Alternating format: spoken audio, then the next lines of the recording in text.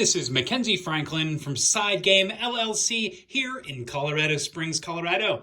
Today we're going to be starting our library look-through series where we take a look at all of the shelves in the SideGame library and my general thoughts on the games on each of these columns. Now we have 3 different shelving units we use, 2 of these large connected box thrones, as well as a set of IKEA shelves that all store a variety of different games. In addition, we have some other fun pieces to our area here, including a case for some Kingdom Death miniatures, as well as some over-the-top displays of things like Macro, Micro, Crime City. If you have any questions about any of the games you see here, or any comments or requests or anything about this series, please let me know down in the comments below. This is my first attempt at a series of something like this, and I'd love to hear what you think about it overall. Now that being said, let's go ahead and get started with this shelf on the far left. Starting from top to bottom, our first game is Hues and Cues. This is a color guessing game where you're going to be giving clues using, go figure, objects and trying to match that to colors. So it's a very well done game, has a great way of scoring, and allows you to do some fixing if you do give a bad clue. So I really like that approach. Up next, we have the Faceless. This is a cooperative game that uses magnets, and it is going to have you taking a group of kids and going through basically the Upside Down from Stranger Things. You'll be using those cards to manipulate your player piece, as well as complete objectives and gain these tokens. A very interesting game, but one that does not get pulled out a lot. Very thematic and horror, so a good Halloween game. Underneath that, we have Mage Knight Ultimate Edition, and as you probably can tell, a lot of these large boxes here on the top, because they simply just won't fit into either Calyx shelves or anything else. So this is the Ultimate Edition here. It contains all of the expansions, as well as the new cards. Super cool. You can now get those as promos, so you don't actually need the Ultimate Edition, but this is a very heavy solo game, but can also be played with multiplayers, but I don't really recommend it. This is one that I prefer solo, but has you taking a gigantic, powerful knight and doing your best to satisfy your objectives, either defeating the cool dudes in the Lost Legion or doing your best to just take down a bunch of different castles. Underneath that, we have our 10th anniversary edition of Ticket to Ride, a fantastic route building game with a rummy action card system, a classic for a reason, and this 10th anniversary edition is an absolute wonder to play. Our next game here is one of the newer additions to the library from last year. This is Sleeping Gods, an incredible campaign-style game where you're going to be exploring in this large storybook, going on your own adventure, and really having the biggest sandbox possible. I love the amount of content in this, the storytelling, the cooperation, and the combat. This is the best exploration experience in board game form. Our next game here is Fields of Arle. This is a very unique worker placement game for 1 to 3 players. This one here has you taking all of your different goods and farm animals and upgrading them all around. I really like the way that you have these different tracks that you can upgrade and use to improve your different actions as you play. And I also really like the new Tea and Trade expansion that allows you to do some extra modifications using those tea pieces. Really fascinating. I really like the way this one works. That is Fields of Arle. To the right of Fields of Arle, we have a set of 3 smaller games, with our first being Lux Aeterna, a real-time dice manipulation game of quick decisions. Very well done. And then we have 2 games from the Werewolf line. This is Werewords, a 21 questions game mixed with hidden roles and social deduction. Extremely well done. And then our Ultimate Werewolf copy. This allows you to play not only one night Ultimate Werewolf, which is our primary use of it, but also if you want to play the standard game of Werewolf, there are so many different roles up here, so you can play with up to 75 for a mega game. Don't recommend it, but some people do enjoy this one. Speaking of games not a lot of people may enjoy, we have some more physical games, including Twister, a very interesting dexterity game where you play the pieces. Really well done, a very unique game, but one that is very popular and often looked down on. I really like this game.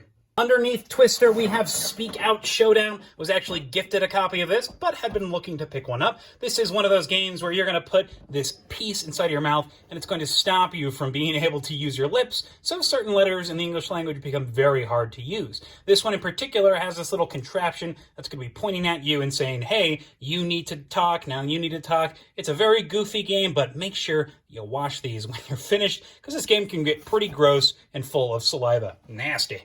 As we continue down, we have one of my favorite games ever. This is Hallertau, an incredible worker placement game by Uwe Rosenberg, so he's on a roll on this shelf. This one has you playing all of these little project cards, and every time you do so, it's a little dopamine rush as you complete goal after goal after goal. Incredible solo mode, has a lot of cool, interesting ways that the mechanisms are used through those cards, and I just really enjoy playing this one. Solo, cooperative, competitive, just kidding, there's no call-off, but love this game regardless. Amazing game, Hallertau. To the right of Hallertau, we have Air, Land, and Sea, an incredible little two-player card game. We actually have the Critters at War version coming to replace this one, because the art is pretty fantastic in that. But this takes the idea of Battle Line-style gaming, Hanami Koji, but putting it into these small rounds where it's all about anticipating if you're going to win and knowing when to pull out if you're going to lose. Incredible experience. I love Air, Land, and Sea. And underneath Air, Land, and Sea, we have the roll and write version of one of my favorite games. This is Biblios, Quill, and Parchment, a really well-done rendition that keeps all players playing at the same time. I really love the auction system here, especially if you use the promo cards and how they give you some more uses for your cash. I think it's a really well-done version of Biblios, but I do prefer the original one over this one. Up next, we have Smartphone Inc., a up to 5-player economic game that uses a very interesting tablet system for selecting actions. I really like the way this one flows and how easy it is to teach. It's one of my preferred two for something heavy like this that's pretty accessible, but it definitely can lead to some AP when people are trying to min-max those plays. But a fantastic game with a lot of really clean mechanisms. This is Smartphone Inc., wonderful game. To the right of Smartphone, we have two of these small box games. One is in an extra gum pack. This is Circle the Wagons, a 2-player game of creating all of these different terrains. It also has solo mode in here. Really well done version of basically the same game, Sprawlopolis, which takes the idea of building out this city with this different terrain and adding these routes and creating a cooperative experience. This also includes all the components for Agropolis, so it's all in this box. So we have extra for this one and the burger tokens for this one. Two very similar games, but both great in their genre.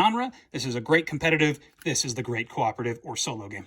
Underneath those, we have a copy of Bards, Dispense, Profanity. This is a Cards Against Humanity clone that has all of the lines taken from Shakespearean dialogue. It is exactly what you'd expect from a game like this, but it's one that my wife really enjoys, and that's why we keep it around. Brings out a lot of laughs from her, and what can you hate about your wife having a good time? Since it's one that Ariana loves, it deserves a spot in this library.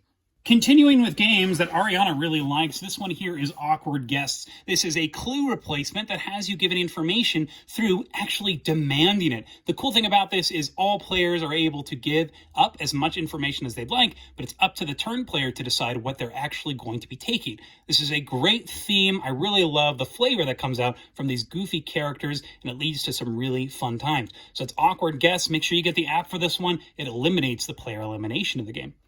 Up next, we have Sonora, a flick and right game that has all sorts of different combos ready at your fingertips. This is really funny because we played a lot of this one over the winter break and found a lot of rules mistakes that someone who had taught this game to us did not know correctly. So having completely new experiences this one, but one that is still fun and able to enjoy, that is Sonora. What a blast. Underneath that, we have Quacks of Quedlinburg, a side game favorite, Spiel des Jahres winner. No wonder this push-your-luck back-building game excels in exactly what it's trying to do, being a fun, lucky, good time. This game has a lot to offer in the different powers for the different chips, and it's one that consistently hits the table with families. Amazing game, Quacks of Quedlinburg. As we continue going down, we have Las Vegas Royale, the new edition of the classic Las Vegas game. This one offers a bunch of new little mini games that really ramp up the fun factor. This is getting continuous play, fantastic dice rolling fun with a great passing system that does cost you a little bit, but does recur every round. I really love the changes in this system, the control, the flexibility, but also the fun factor. That's Las Vegas Royale. Wonderful game. Up next is Newton. This is a recommendation from my friend Dan over at Chairman of the Board. A great small little engine building game that has you using these cards in order to manipulate your actions and gain stronger actions each time. I really like the way that the game ramps up, and I love how quick the turns are and the unique action cards that you can get as you play the game. Fantastic game, Newton. To the right of Newton, I'll touch on briefly, this is called Entoloplis. This is actually a game that I designed and actually sent to Cosmos to potentially get published. It was rejected for being a bit too complicated and having a bit of AP, so I am going to go ahead and give some more tries and reiterations. It's a standard little engine building game. If you want to know more about this little game that I worked on, please let me know. I'll maybe make some content about it. But yeah, it's completely up to you. Not a real game. We'll go ahead and leave this off. Underneath that, we have Shadow Kingdoms of Valeria. This is a daily magic game that's in that Valeria universe, and my favorite out of all of them. This has you playing as the bad guys, doing some cool dice manipulation, but the best part of this game has to be the way you upgrade your characters as you play. You'll have this board full of little tokens, and every time you complete an objective, you'll get to remove one of those tokens and upgrade your own personal abilities. I really like the way this one is done, and I love the pacing. Great art as well. One of my favorites by the Miko. Underneath those, we have Coup Rebellion. This is the modular version of the popular Coup card game. This one has the ability to swap out different roles and makes for a varied experience. I do like the elegance of the original Coup, but if you are really enjoying that game, you want to change things up, Coup Rebellion offers a way to do so. Really well done. And to the right of that, we have Burgle Bros 2, the Casino Capers. I'm not going to move this one around too crazily because the box here is really finicky with it just falling open all the time. But this has you going on a huge casino heist. One of my favorites from 2021. A fantastic cooperative game that has some great iterations on the original edition. We are actually probably going to get rid of the original Burgle Bros because this one is just such a fantastic improvement. I love the way the heat system works here, and I love all of the different setup options that you can have. And the scenarios. Oh my gosh, there's a scenario system that has this really cinematic approach. I love the way it works here. So fantastic game, Burgle Bros 2, the Casino Capers. And our last game on this shelf is Reef. Now Reef here is a tiny little abstract game that came in the same line as things like Azul and Century Spice Road by Plan B Games. I really like this one. We actually played this wrong for a really long time as well. Once again, I had a bad teacher teach us this, but wow, after the changes, I really like the flow of this game. I love how when you play cards, you're using them for multiple purposes, and I love the feeling of chaining and scoring different things at the same time. A fantastic experience, that is Reef.